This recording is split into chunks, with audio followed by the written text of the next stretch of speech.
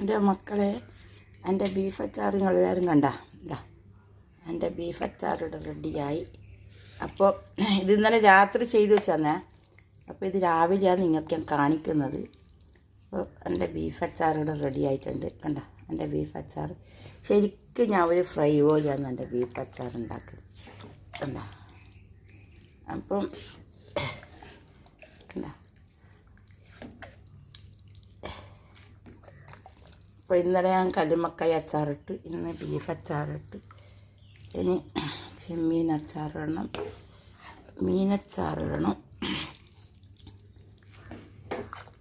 ഇതൊക്കെ മസാല. അപ്പോൾ നമ്മളിപ്പോൾ ഓരോ ടേസ്റ്റ് ഓരോന്നാന്നേ. ബീഫിൻ്റെ ടേസ്റ്റ് ഉണ്ടാവും, ചെമ്മീൻ്റെ ടേസ്റ്റ് ഉണ്ടാവും, മീനിൻ്റെ ടേസ്റ്റ് ഉണ്ടാവും, കല്ലുമ്മക്കായൻ്റെ ടേസ്റ്റ് ഉണ്ടാവും.